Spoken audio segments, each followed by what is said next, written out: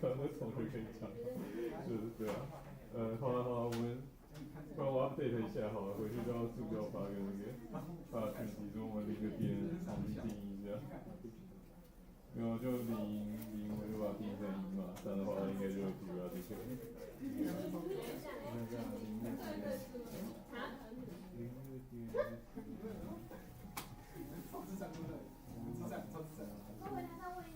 那我们0.1把它定起来，我们1把U 我们0，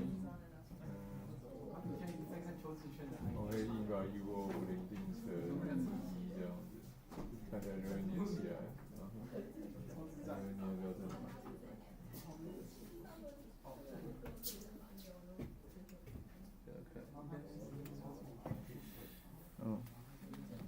OK。2分之一才会粘起来。Anyway， 等一下我们再讨论。Anyway, it's time to start, and yeah. So, anyone, do you understand this time? Okay, so this time we go over this very important concept of any LTI system can be, well, not any yet, but we derive this for discrete time, but this will work for continuous time also, as we will see today. So any LTI system can be expressed as a convolution operation, where convolution for discrete time is the summation. Okay. Okay. And so any LTI system, this is a system from X to Y, can be expressed as, so the action of this system can be expressed by this uni-impulse response H. Okay. So any LTI system can be expressed as so the output can be expressed as your input convoluted with your uni-impulse response H. For convolution of two signals, we written as this symmetric here, X convoluted with H. And its equation is this summation k from -infinity to +infinity. So k is a dummy variable we sum over, and x of k times h of n minus k. And we'll see some examples of how this convolution works to give you some idea of what this convolution operation is. And very important concept is this h of n. So as we see here, this h of n totally decides what this system will do. Okay. And the h of n has a very operational meaning. It's the uni-impulse response. So so it's quite a bit of things here. But h of n is here. It's delta. If you put delta of n inside your system, and its response will be h of n. Okay. So delta, remember those arrows is those small arrows are our system. So delta of n as input, and the output will be h of n. And we see that this h of n totally describes how your system behave. If you know h of n, then you know h of n, and you know input, then you know output. Okay. So this kind of solvage of our base notation on system. Remember I complained on chapter 1 saying that we express our system as just this small arrow with no name and nothing. Okay. And we can kind of get away with this because we usually, so most of the time we study LTI system. And as we see here, LTI system can be totally described by this h of n. So a lot of the time when we describe our system, we just say, well, it has this uni-impulse response, and it's LTI, and then this h of n basically means it's the name of your system. Okay? And yeah, we will see a different phase of h of n later. But for now, we see that for now we know it's a uni-impulse response. It's a response of the system to this uni-impulse signal delta of n. And yeah, it totally describes how your system behave. You have x and you have h. Then you can just calculate this summation to get your y of n. Okay, does everyone understand? Okay, take it as yes. And I guess the derivation we can. Well, let's go through the derivation once again. So this whole slide. Okay. So the derivation is like 4 steps. So first we say any discrete time signal can be represented by some of impulses. So impulses are these functions, those delta of n minus k at a different time. and we say whatever discrete signal is whole bunch of spikes. So we think each spike is some value, the function value times the delay or the advanced impulse. Okay, so we think a signal is just an infinite summation of impulses. And if you return the formula is like this, x of n is sum over all its value x of k at different k, then is the impulse delta of n minus k. And then we use our property of system being linear. Then if the system is linear, then the corresponding output will be so this is a linear combination of different signal, delta of n minus k. Then the output is also a similar linear combination, so it will be a linear combination of sin x of k and some output function h. We call it, just give it whatever name, h sub k of n. So h sub k of n is whatever signal you get if you put delta of n minus k as input. And here we have a pretty arbitrary example saying that if our input is this x, we input x of n look like this, it has a pretty small support, so I have 3 spikes here. And we just assume that we have the corresponding h of k like this. So those are just a pretty arbitrary signal given in our problem. So we have h of minus 1, h of 0, h of 1 like this here. And yeah, so h of k like this. And then our output signal will be just these 3 terms summing over as we said. So the summation is minus infinity to plus infinity, but we have seen that x of k only have 3 non-zero value at k equal to minus 1, 0, and 1. Okay, so our output will be also summation of 3 terms. So this is sk h sub k of n. So those 3 terms here. So these 3 things. So output will be this plus this plus this. Okay, so those 3 together will become, adding together will be your output. Okay, so yeah, this is part. This example is pretty much just an example. Don't need to think too much. Okay, so output is sum of those responses to different spikes. Okay, so we say we input 3 spike, and 3 spike will have 3 corresponding output, and the total output, because it's linear, is just the sum of those 3 outputs. And then we use the time invariant. With time invariant, then we see that our h sub k is not so arbitrary, because each h sub k is actually a time delay version of each other. Because the h sub k, remember, is h sub k is the response to delta of n minus k, but delta of n minus k is the time delay version of delta of n. Okay. So if it's time invariant, then the response to delta of n minus k should be a time delay of the response to delta of n. Okay. So delta of n has some response h, and then delta of n minus k should have the response h of n minus k. This is from time invariant. Okay, and so then we sub this h sub k of n equal to h of n minus k into this equation, then we see that get back to the equation we just described. So y of n equal to summation k from minus infinity to infinity s of k h of n minus k. So this is a convolution sum of our convolution sum expression of our system, and we will see this kind of convolution sum or convolution integral a lot. So we give you a notation. This is so this right hand side is expression involving 2 signals. So it is an expression involving a signal x of n and a signal h of n, and we write it as x of n is star, and h of n means x of n convoluted with h of n. Okay. Does everyone understand? Okay. Yes. Yeah. And yeah, so that's a short recap. Okay, and today let's go into some example of convolution to give us some feelings of the convolution, and obviously convolutions are going to be in your homework and your exams, so it's important to know how to calculate them. I guess we'll let you calculate them by hand, but later on the course I will also show you how to calculate them by computer. So there are MATLAB code to calculate convolution. Actually, convolution is just a MATLAB function, so it's a bit easier to calculate in computer.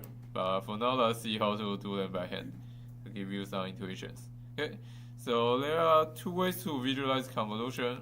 First way is maybe more natural, is thinking convolution as sum of different functions. Okay, and so it's going from our derivation of a convolution. We think this y of n is x of k plus summation of xk times different h sub k. So we think about, and now h sub k is h over n minus k. So we just think this is a sum of those impulse response delay to different time step, then times different input value. Okay. So for example, you have our impulse response like this. H sub n is 3 spike. So you hit the system at a spike at time 0, then it has 3 response. So it responds with 1, 1, 1 at time 0, 1, 2. Okay. And now think about you hit the system with 0.5 at time 0 and 2 at time 1. Then what happens is this 0.5 input will respond with 0.5, 0.5, 0.5 because the system is linear. And this 2 input, 2 spike will be response with 2, 2, 2 at time 1, 2, 3. Okay, so we have those 2 inputs get back those 2 response, and the total response will be a linear combination of this, will be the sum of those 2 response, and so the total response will be just 0.5, and the 2 plus 0.5 equal 2.5, and 2.5 and 2. Okay. So yeah, so that's the first way to see to visualize the convolution is just different is x of k at a different k plus h of n minus k, and we are plotting things as a function of n here. Okay, so you see here you have 0.5 h of n and plus 2 times h of n minus 1. Okay, any question? Okay, and now the second way to view the convolution is somehow more useful, I guess. Is how you kind of see this point-wise. So you fix a specific n, and you try to calculate it through the summation of different k. Okay. So yeah, so you think you fix an n. So here you have a specific n, so you fix an n, and then you think it is a sum of product of x of k and h over h over minus k. So we try to see the same example. So we have this h of n and x of n, and we want to see y of n for different n. Okay, so we already know the y of n, so the answer is here. So we should see that for n less than 0, y of n is 0, and for n equal to 1, y of n is this, and 1, 2 like this, and 3 like this, and n bigger than 3 is 0. Okay. Okay, so we have h of n and x of n here. Then we look at this formula here, and we kind of see. So we fix the n here. N is just a number. Then we want to see for different n how these two x of k and h of n minus k look like. Okay, and so I guess here I should start drawing. Okay, so yeah. So we now want to draw x of k and h of n minus k. So x of k will just look like this with n replaced with k. Okay, so here over x of k is like this, and h of n minus k is a bit more complicated. Okay, so to draw h of minus k, then we need to go back to chapter 1 and see how we do change of variable, right? Change so time shift and time reversal on the function. Okay, so we start with so we think this is h of k. So this thing can be think of as h of k. So yeah, so if you just replace n with k, then we have h of k also look like this, h of k, and then we go to h of n minus k, h of k minus n. So think about we have function like this, then h of k minus n will be look like, so it's 0, and let's say n is bigger than 0, then we have yeah. So h of k minus n will be a delay signal. Okay, so signal will be delayed to some n here. Okay, okay, and then we do time reversal. Wait, am I doing this correct? I think I'm correct. If I'm not correct, please correct me. And then h of n minus k. Wait,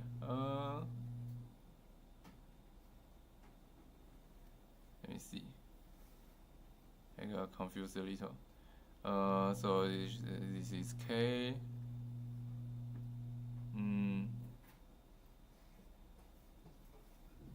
Anyway, if I'm not correct, I will correct next time. And then h of n minus k is you do time reversal, but I think time reversal is not s. Anyway, I know the answer at the end is correct. 1, 2, 3. Okay. n minus k, and anyway, and we have h of n minus k look like this.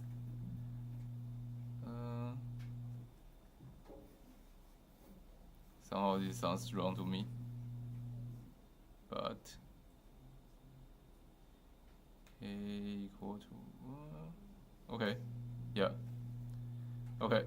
But what's important is we know that h of n minus k look like this, okay, and this point will be minus n. Okay, and okay, so I got this wrong. The point is n, and wait, oh, never mind.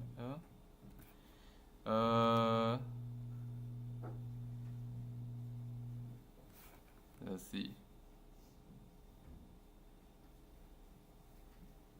N less than 0.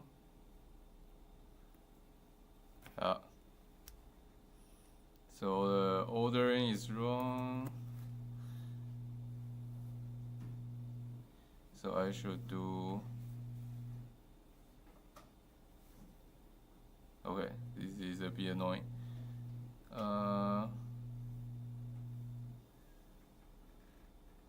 So this is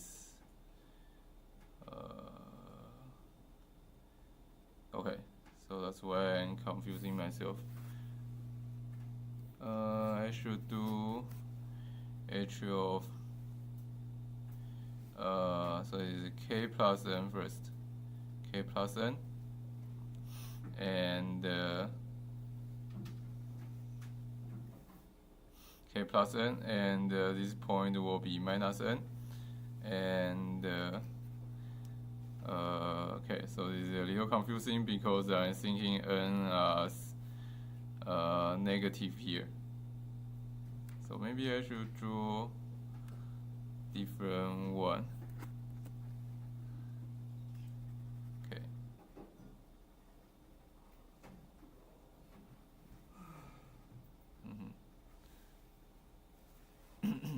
Okay. Sorry, bear with me. Okay.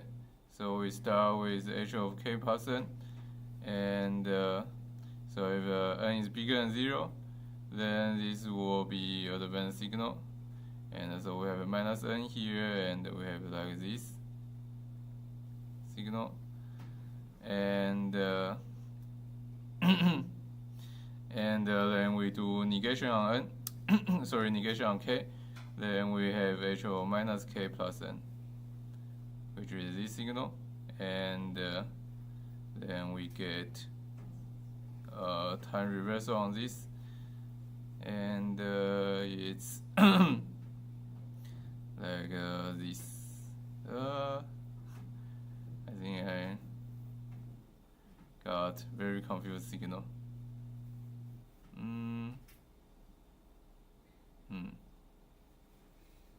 Look at this. Oh, yeah. So it's plus n here. Okay. Okay, it's plus n, and we have 1, 2 here. And am I correct? Yeah. Okay. So our signal is started at n minus 2, and so we have n minus 1, n minus 2 here. So signal will start at n minus 2, n minus 1, and n. Okay. Okay. So yeah. So it's a bit complicated process, but the signal look like this. Okay. And so the signal will be this n minus 2, n minus 1, and n. So yeah. And okay, so finally we have our x of k and h of n minus k here. And now we can think about this summation. Okay, so we'll think about h of n minus k for different n. And we know you will start at is something leading to this n. And for different n, h of n minus k kind of moving to the right side slowly. Okay. So this is h of n minus k, and our y of n is summation through OK. So summation through OK is summation through this line, x of k times h of n minus k. So we kind of so what we do is we kind of slide this h of n minus k through this line of k. So you see as the n increase, our h of n minus k got dragged through to the right side, and we see how x of k overlap with h of n minus k. So you see that, for example, when n is less than 0, then this h of n minus k and x of k has no overlap. So when you multiply them together through OK, then they are all 0, and so y of so y of n for n less than 0 will just be 0, because this thing and this thing has no overlap. And then they start have overlap when n equal to 0. Okay, so h of 0 minus k look like this, and you see it has overlap with x of k at only at this k equals 0. And so you multiply the 0.5 with 1 together, and you get 0.5. So you see y of 0 equals 0.5. And then you drag this one more unit, then h of 1 minus k look like this, and it has to overlap with x of k. And so the output of y of 1 is this 0.5 plus 2. Okay, so you multiply those together at OK, and then summing over everything. So it's 0.5 times plus 2, so it's 2.5. And you drag it to right once more, then it's also 0.5 times 1 and 2 times 1, so also 2.5. And you move this h over n minus k even further, then it's 2 times 1 and equal to 2. And finally, if you move away even more, then once again x of k and h over n minus k is no overlap, then y of n equal to 0. Okay. And yeah, so that's the expression we have for convolution. Okay. So any question? And yeah, it's a bit more confusing how you flip around your h of k to h of minus k plus n, or n minus k. And yeah. Yes.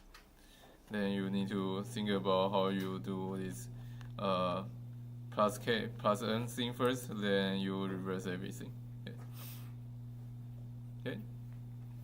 And yeah, so you do plus plus n, which is actually drag to the left side, then you reverse everything, so actually drag to the right side. Okay. And then your signal will flip left and right around. Okay. And oh, does everyone understand this example? It gives us the same output. So this is 0.5, 2.5, 2.5, 2.0 output. just like our calculation here, but we do this calculation in a different way. So we do this as seeing h of n minus k as a function of k, getting moved by changing n, and we see how this function of k overlap with this function of k of x of k. Okay, and this is a good way to get some intuition of how the convolution look like. Okay. And if there's no question, let's go to another example. Okay, so I guess in this example we already see something. So a lot of this question is, I guess it's very annoying. Is because the function has boundaries. Okay, so like your h of n and x of n get cut off. So h of n got cut off at 0 and 2, and x of n got cut off at 0 and 1. And then you see the output is a piecewise function everywhere. So you need to think about how your functions start overlapping, and how much they overlap, and how when they stop overlapping. Okay.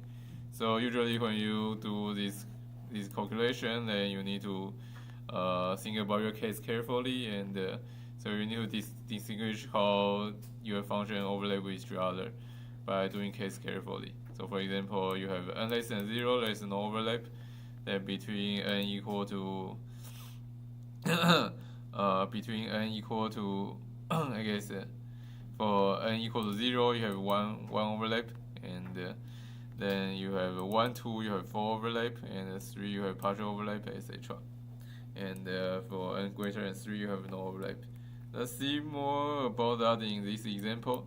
Okay, so in this example, we have our x of n and h of n both infinitely long. Okay, so our x of n is this exponential in decaying function. So alpha to the n u of n, and we have some alpha greater than 0. And h of n is a very long response. It's just u of n. So hit the system once, then it just responds with a state function for infinite long time. Okay. And yeah, yeah. So x of n and h of n like this. And then as before, we want to see x of k and h of n minus k. Okay. And x of k, as we say, is just look at x of n, is this exponential decay function. Then h of n minus k, as before, is something that when n gets greater, will get dragged to the right side. And h of minus k is just the reverse of h of k. So h of k also look like this. So h of minus k look like this. And yeah, so for different n, then your h of n minus k as a function of k, remember now we are writing as a function of k, will have different overlap with your x of k. And as we see here, for n less than 0, then this thing has no overlap with this thing. So for n less than 0, we know that this convolution of x of n and h of n should be 0.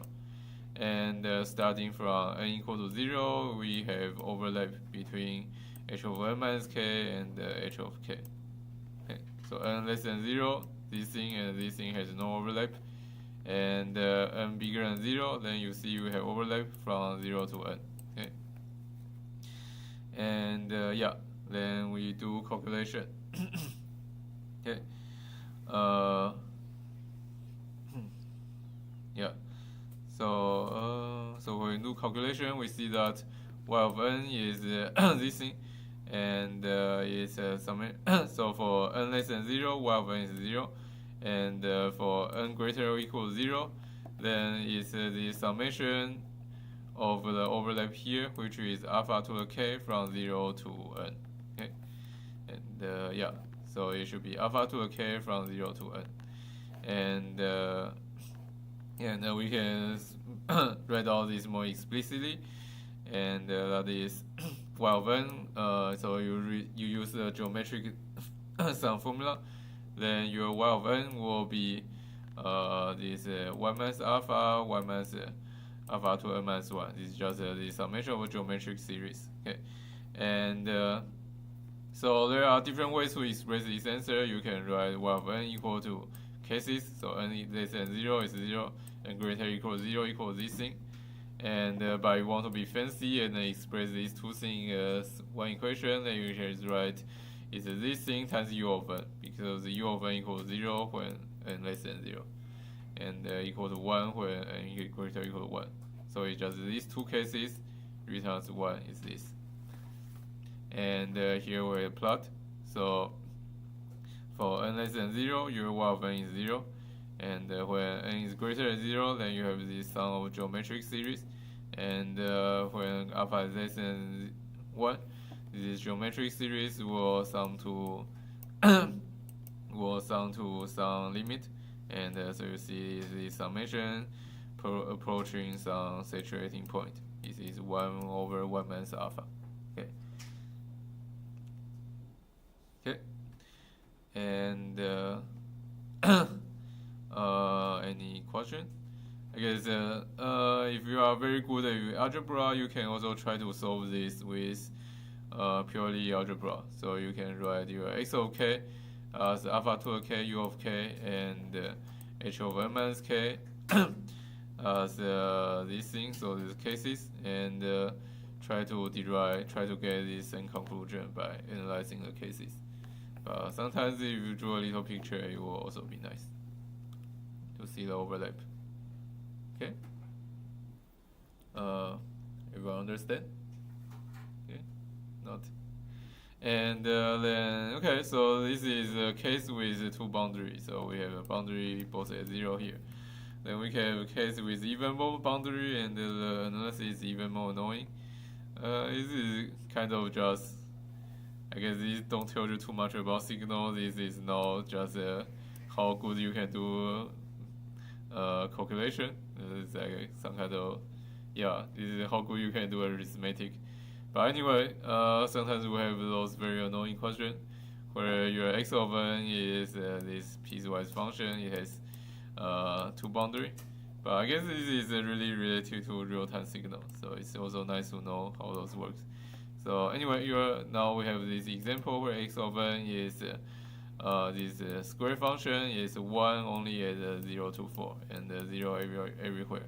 And h of n is once again our favorite exponential function. But for now, I guess alpha doesn't need to be greater or less than 0, but I'll just draw a picture with alpha greater than 0. Okay? But you see we also have two boundaries. So h of n is also a boundary from 0 to 6. So we have two mismatching boundaries here, and now we have a lot of cases. Okay. So x of n from 0 to 6, and h of n from 0 to 4, and h of n from 0 to 6. And once again, we want to do this analysis. Okay. Yeah. We want to do this analysis of how y of n look like when you, so what is y of n for different n. Okay. And here we have some cases analysis you can see. But I guess see the picture here, so we think about how x of k and h of k will look like. So so x of k, once again, it has the same boundary as x of n, so it will have some boundary at 0 and 4. And h of n minus k, hopefully we get a hang on it. It will be something, so the 0 will tend to n, and the 6 will be at n minus 7. It's a bit confusing. So this 6 will actually at n minus 6, but now we are writing h of n with a more algebraic expression. It's u of n minus u of n minus 6, 7. So this is a way how so if you want to do algebra, do this with algebra only, then this is how you express this with unit step function. Okay. So you cut off at 6. Okay. So you cut off at 0. You write u of n. So this u of n will cut off every u less than 0. And if you have a minus u greater or equal u of n minus 7, so u of n minus 7 will be everything that's greater or equal to 7, right? So if you minus it, you will take out u of n. So you have a u of n minus u of n minus 7, then it's a square wave at 0 to 6. So this will filter out your alpha to n part from just 0 to 6. So this is how you express this weird function in terms of algebra. Okay. And yeah. And then you can have y of n to being a convolution of different parts.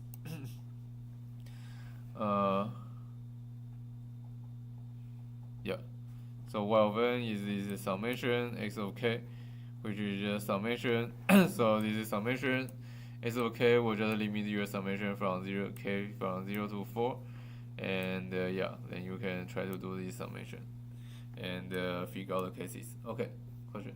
Why don't we use n minus 6, but we use n minus 7 in the unit function? Here because we are subtracting down everything bigger than 7. If you have n minus 6, then it's only from 0 to 5. Okay. And how about the minus 1 part? Minus 1 part? What do you mean? 因为你说比较大的话我需要到齐嘛，那为什么在小的时候不用从负1开始，反而是从0开始？可能画图比较快吧。就是说，我是把这两个相减嘛，就是，这是纯粹是数数的问题啊，我不要画太多，我画5，算1、2、3、4、5、6嘛，对，所以点，这是 u of n 嘛 ，u of n 是从0开始的，然后，拿错了，然后 u of n 减7的话是1、2、3、4、5、6、7。u of n 减7，然后1、2、3、4、5，等一下，我自己乱掉了，抱歉。1、2、3、4、5、6，这也是6，然后u of n 减7的话是从7开始的嘛，所以0、1、2、3、4、5、6、7。OK， 对吧？所以这个擦掉。对，所以这只是一个数数的问题。所以 u of n 是这样子，它从0开始全部都有，然后7、6，然后 u of n 减7的话是这样子，所以相减的话就会把大于6的东西全部都减掉，然后就剩0到6这样。Okay, yeah.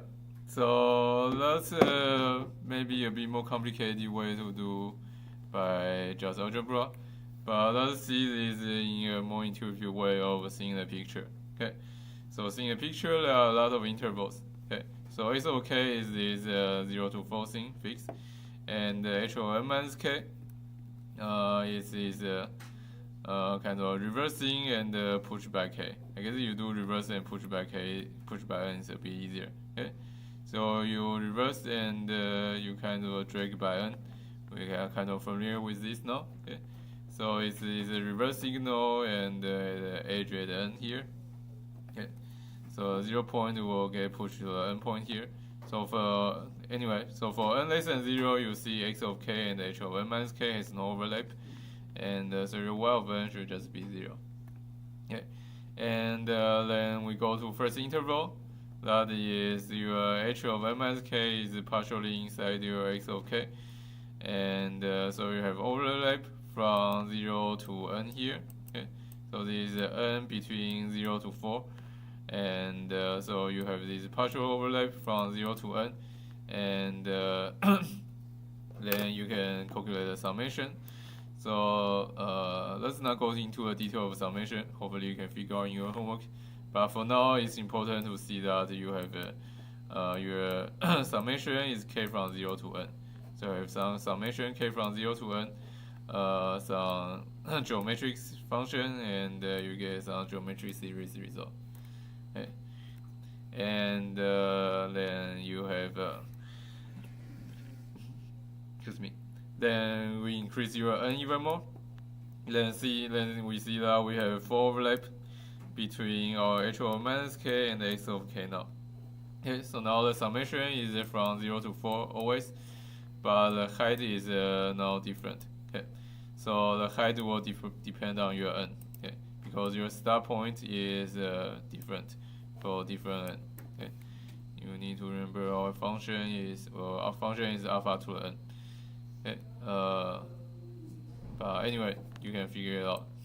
So function is alpha to the n, and so it is always 1, but the summation is for alpha to n for different n. Okay, and yeah, so for n larger, obviously you see the summation will be larger.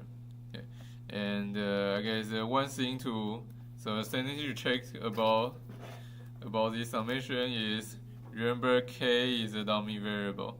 Okay, k dummy variable, dummy. So k is a dummy variable, and one thing to check about your answer is your answer should not have k. Okay, k should be sum over, and so your answer should not have k. K dummy variable.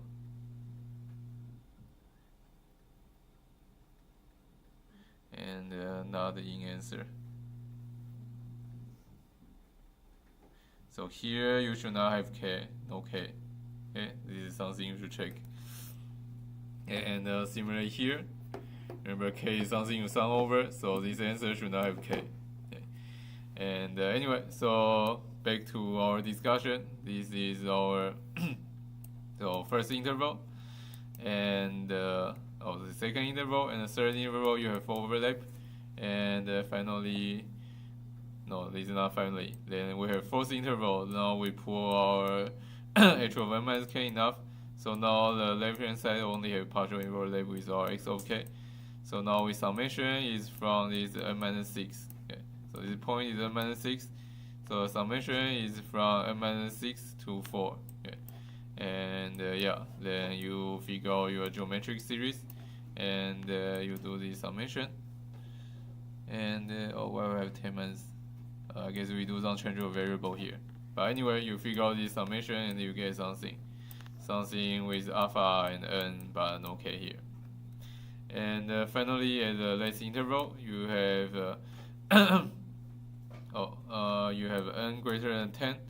Then your n minus 6 is outside of this 4, and once again we have no overlap anymore, and your y of n equals 0.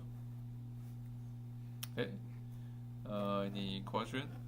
I guess we are. Does everyone understand? Okay. I guess we are very slow, but it's okay. It's a very complicated part of the course. And I guess finally, we have this bit more confusing example of our x of n. I guess it's not so confusing, but anyway, we have one more example of our x of n being exponential function starting from minus infinity. Okay. So our x of n now starting from negative n side, and our h of n is something we have seen is this u of n, and we didn't draw h of k anymore. We just draw h of n minus k because we kind of know. So this thing will stop at k equal to n and go back to minus infinity. Okay. And then once again we can see how these x of k and h of n minus k overlap. And for n less than 0, then we see this thing has 4 overlap from minus infinity to n. Okay, so k from minus the first interval, we're writing this in weird way. But anyway, we're writing positive first. So for n greater than 0, this overlap is everything.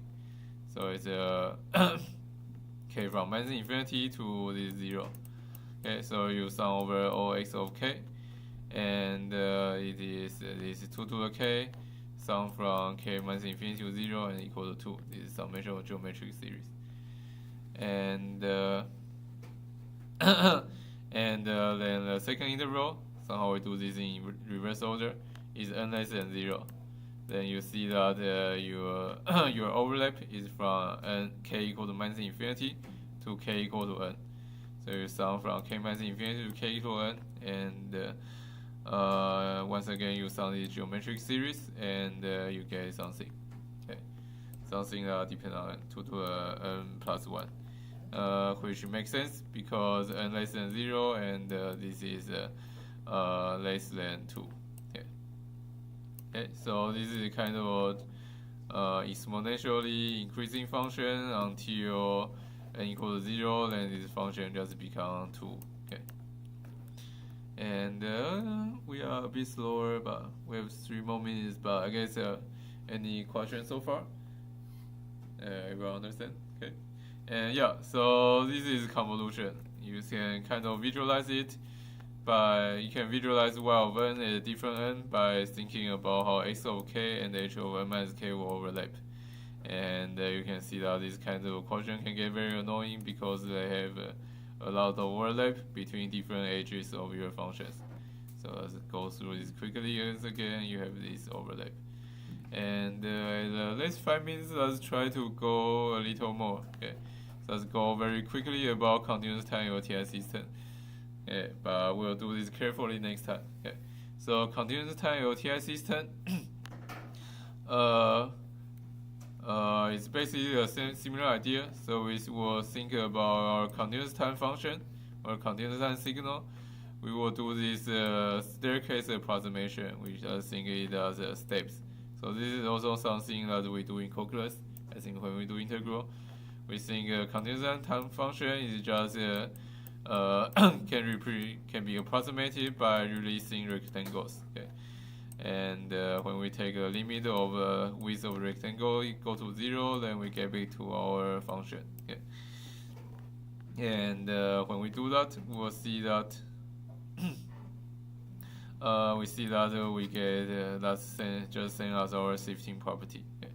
And so we think our function as this sum of rectangle functions, then then we just think about then by linearity, the response should be the response to all those rectangle functions. Okay.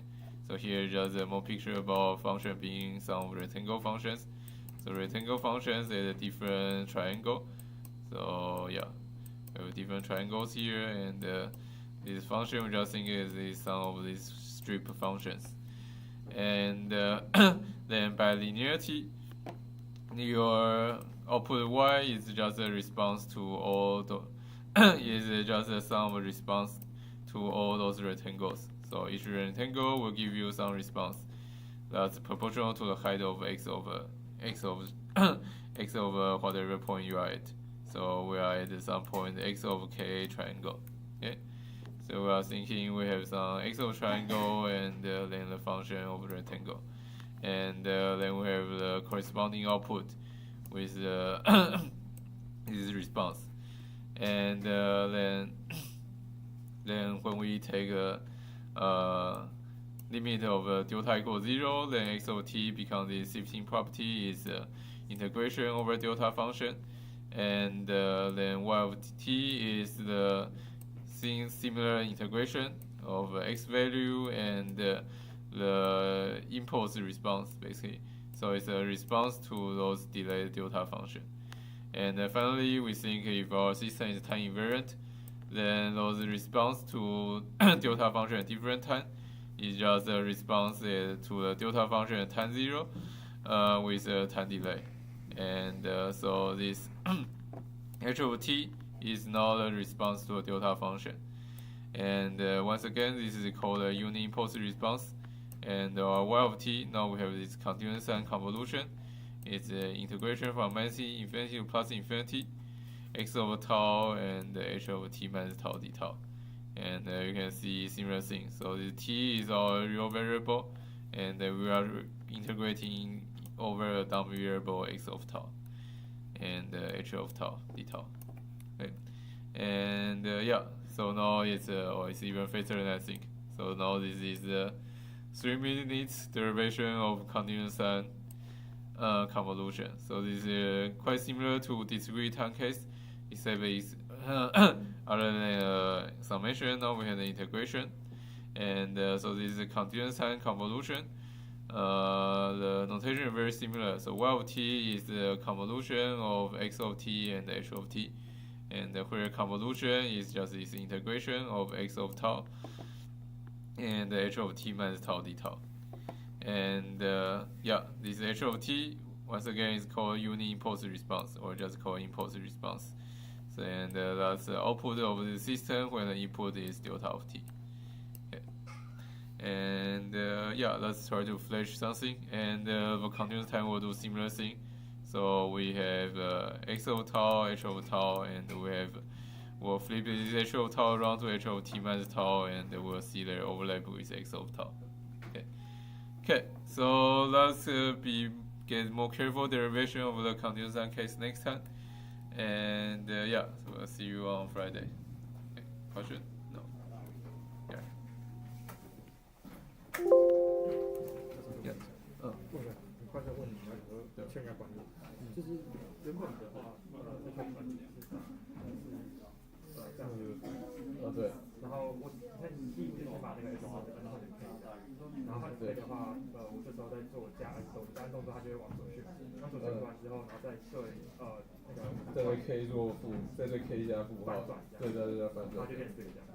OK， 然后之后再改变它的那个 N 的值，然后往右边走。我想问一下，就是这个 system 的第一段是我第一步的是好几个equation，是这样吗？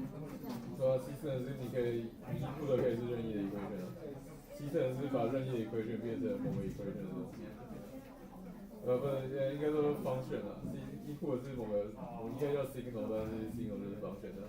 equal 是个一维的function，然后 output 是个一维的function，然后可以是 discrete 和 continuous 的。可以，但是我要想一下。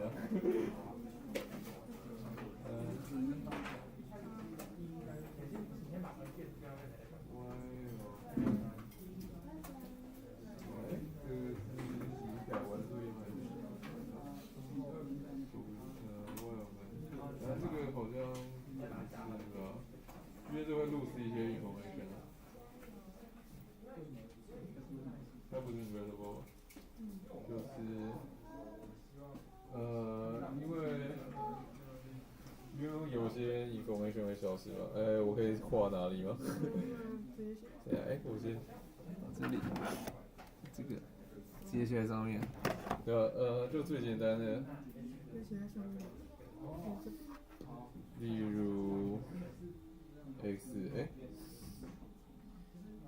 of n 就长着，这样吧 ，delta of n 减1，然后它是，这是随便假设吗？我要给你一个 counter example 啊。然后它是这样的东西嘛，对吧？那让 y of n 会是什么东西？问你一下。然后 y of n 是，给你画一下。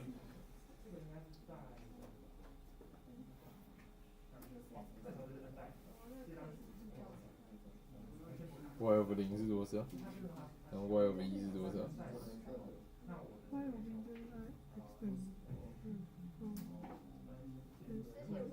而且不觉得因为每次的这样上课比较用，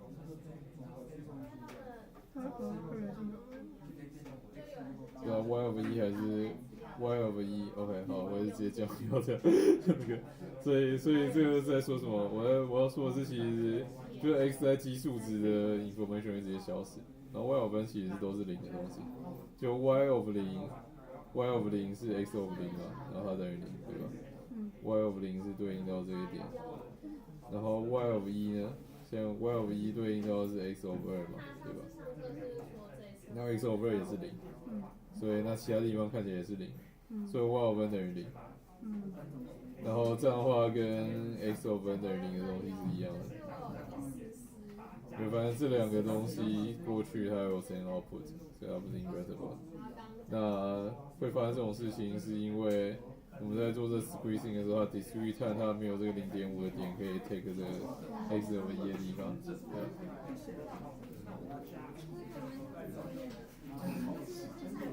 这个大家都厉害都知道。对啊，这个要出来的，所以其实可以说不 periodic，要看说法，对。对啊，直接说不 periodic 就好，或是我不知道要不要改，虽然有时候写就直接说不 periodic 就好。因为很多都没有定义要怎么。可是这好像不怎么好问，对，其实没有定义的话就应该说它不 periodic 啊，就是很有意思的话。可是如果它是2分之一的话，就是 periodic 对不对？我想说没有那个点发怎么我要助教发个公告好了，不要管这个。就这两题的时候，我们先假设 u of 0等于1/2好了，不然的话你们会没有定义。我跟他讲一下，这是哪一题？作业的第二题。我讲一下好了。这次你们好厉害啊，都知道这个。前几年都没有人注意到，我还自己读的。对。对，所以中间点就用平均了，用1/2它就会是13，对不对？那我跟助教看一下作业第二题。我自己发一个比较快。